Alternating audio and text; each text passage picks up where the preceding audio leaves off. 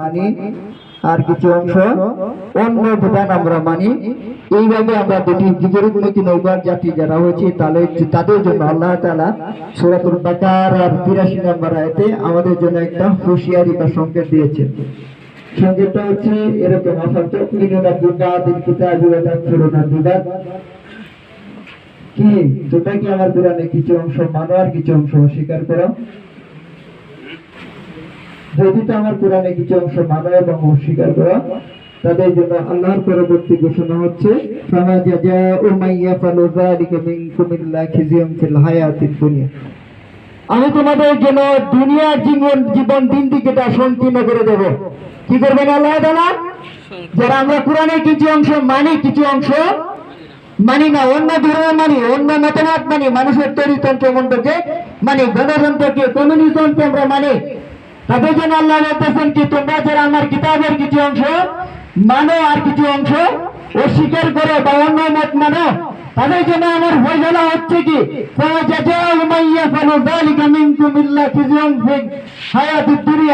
আমি দুনিয়ার জীবনটা তোমাদের জন্য করে দেবো সংকীর্ণ। সকলে বলি নাউযুবিল্লাহ।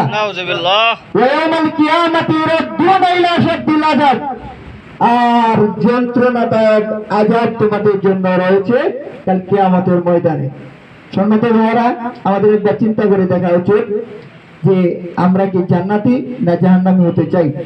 আল্লাহ যদি অনুমোদিত বিষয়গুলোকে আমরা মেনে নেই, আল্লাহর উপর ঈমান এনে আল্লাহর দেওয়া বিধানগুলোকে আমরা যদি মেনে চলি, বাস্তবায়ন করার কাজে থাকি, তাহলে আমরা কি নাজাতের ফয়সালা পেতে পারি।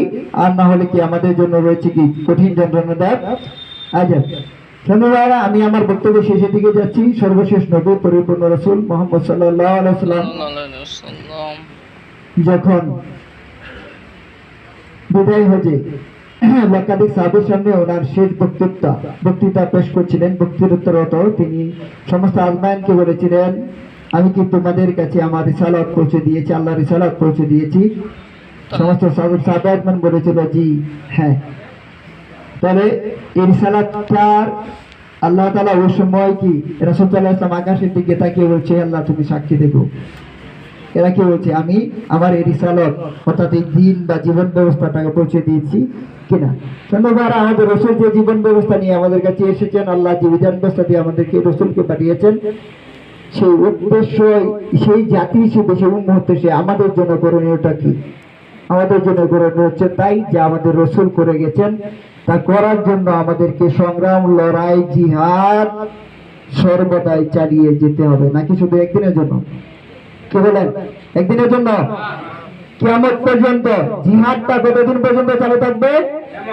কিয়ামত পর্যন্ত চালু থাকবে। দুইটা রাসূল সাল্লাল্লাহু আলাইহি ওয়াসাল্লাম বলেছেন হিজরতের পরে, মক্কা বিজয়ের পরে আর কোনো নেই, দুটি বিষয় থাকবে, হিজরত নেই, থাকবে দুটো বিষয়, সেটা হচ্ছে নিয়ত এবং কি জিহাদ। তার মানে কিয়ামত পর্যন্ত জিহাদ ফি সাবিলিল্লাহ চলমান থাকবে। রাসূলের এই আদর্শকে বাস্তবায়ন করার জন্য আমাদের কি করতে হবে? এই রাসূলের দেওয়া যে বিধান, সেই বিধান অনুসারে আমাদের কাজ করতে হবে। সূরাতুশ শূরার ৪২ নম্বর আয়াতে আল্লাহ তাআলা যে কথাটা বলেছেন, তিনি বলেছেন যে এই শরিয়া এটাকে আমি বিধিবদ্ধ করে দিলাম যা করে দিয়েছিলাম প্রথম রাসূল নূহ আলাইহিস সালামের প্রতি, এবং এটা তোমার জন্য আমি বাধ্যতামূলক করলাম মুহাম্মদ সাল্লাল্লাহু আলাইহি ওয়াসাল্লামকে বলতেছেন। আর যে আমি বাধ্যতামূলক করেছিলাম হযরত ঈসা আলাইহিস সালামকে, হযরত মুসাকে, হযরত ইব্রাহিম আলাইহিস সালামকে। আর সেই ব্যবস্থাটা হচ্ছে কি আন আকিমুদ্দীনা ওয়া লা তাতাফাররাকু ফি, তোমরা কি আমার জমিনে আমার দিন ইসলামকে প্রতিষ্ঠিত করো, পরস্পর বিচ্ছিন্ন হয় না। তার মানে দিনকে আমার প্রথম সত্যটা কি? ঐক্যবদ্ধ থাকা, নাকি বিচ্ছিন্ন থাকা? সংগঠনের আমরা মত পার্থক্য করে ফেলেছি বিদায় আজ আমরা মুশরিক। যদি বান্দা হতে হয়, আল্লাহ সন্তুষ্টি পেতে হয়, জান্নাত পেতে হয়, তাহলে আমাদের মধ্যে নিজেদের মধ্যে মত পার্থক্য করার কোনো সুযোগ নাই। তাহলে আমি সর্বশেষ যে বিষয়টা নিয়ে কথা বলতে চাই, দিনের প্রথম অর্থ হচ্ছে কি প্রতিফল বদলা, দ্বিতীয় অর্থ হচ্ছে আনুগত্য, ৩ নম্বর হচ্ছে আনুগত্যের বিধান, যা দিয়ে আমরা সর্বশেষ এবং চূড়ান্ত অর্থ হচ্ছে কি সংবিধান। এটা আমরা পাবো সূরা মুমিন অন্য নাম গাফির 40 নম্বর সূরার 26 নম্বর আয়াতে আল্লাহ রাসূল মুসা আলাইহিস সালাম যখন ফেরাউনের দরবারে সরাসরি দাঁড়ালেন, যখন মুসা আলাইহিস সালাম ফেরাউনের সমস্ত প্রশ্নের উত্তর দিয়ে দিলেন, আপনারা তো আমরা জানি কি যুক্তি যেখানে দুর্বল, শক্তি সেখানে প্রবল। ভাই ভূমে ধরছে নাকি? যুক্তি যেখানে দুর্বল, শক্তি সেখানে সবল। অর্থাৎ যুক্তি দিয়ে যে পারা যাবে না, সেটাকে শক্তি দিয়ে প্রতিহত করতে হবে।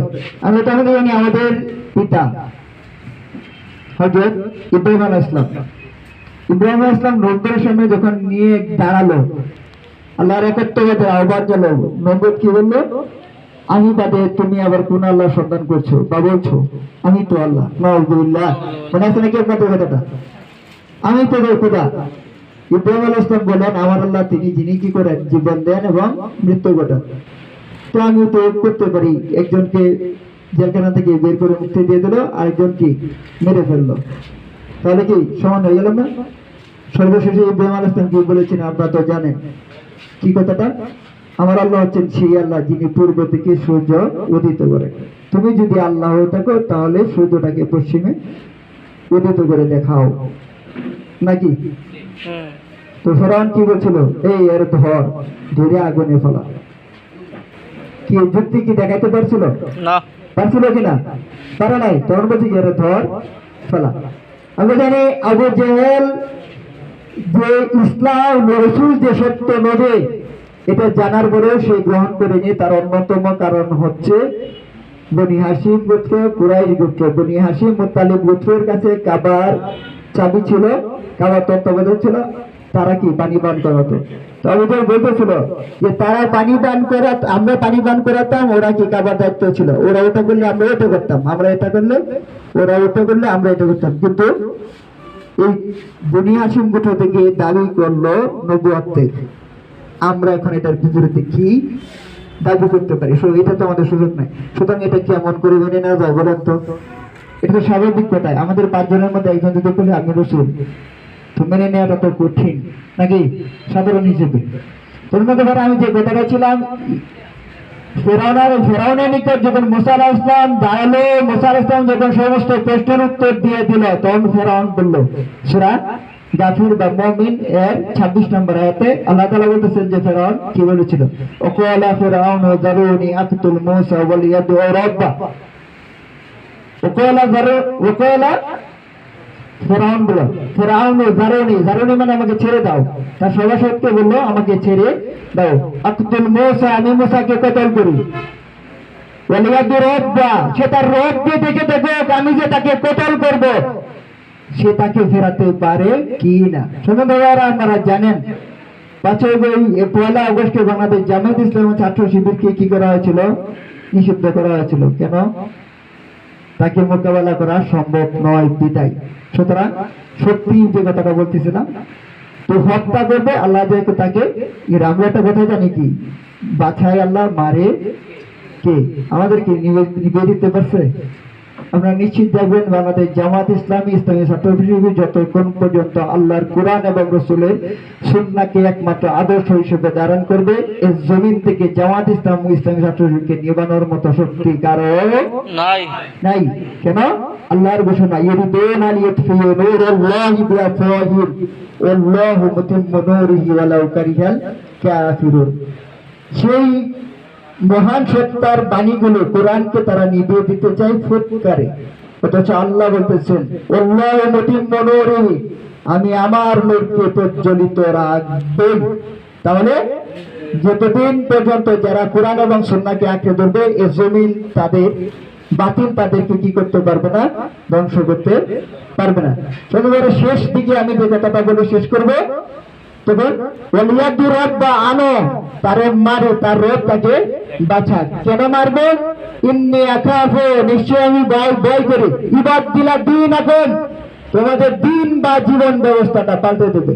সঙ্গে বারে এই দিন মানে 24 ঘন্টা দিন নাই, কিন্তু এই দিন হচ্ছে সেই জীবন ব্যবস্থা যার আন্ডারে ফেরাউনের রাজ্যটা পরিচালিত হতো।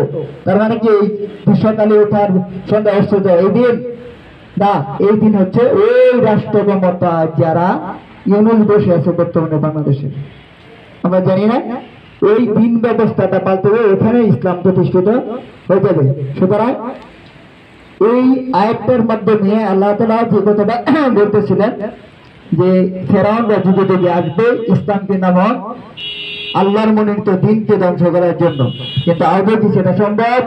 না, সেটা সম্ভব না। সর্বশেষ নবী রসুল, পরিপূর্ণ রসুল, যে বিষয়টা নিয়ে এসেছিলাম, আমি একটু কথা বলছিলাম।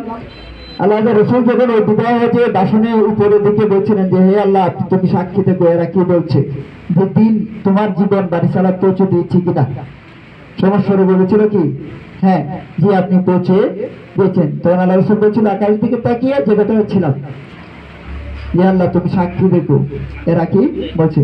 তখন আল্লাহ তাআলা এই দিনে এই সময়ে এই জীবন ব্যবস্থাকে পরিপূর্ণ করে দিলেন। আল্লাহ তাআলা বললেন আল ইয়াউমা আকমালতু লাকুম দীনাকুম, সূরা মাইদার 3 নম্বর আয়াতে আল্লাহ ঘোষণা করছেন, আজ এই দিনে এই সময় এই দিন বা দিনকে তোমাদের জন্য মনোনীত করলাম এবং ইসলামকে তোমাদের দিন হিসেবে নির্বাচন করলাম। আল্লাহ তাআলা আমাদেরকে দিন বোঝার এবং দিন আন্দোলনের সাথে সম্পৃক্ত থাকার জন্য কবুল মঞ্জুর করুক। ওয়া আখিরু দাওয়ানা আলহামদুলিল্লাহি রাব্বিল আলামিন।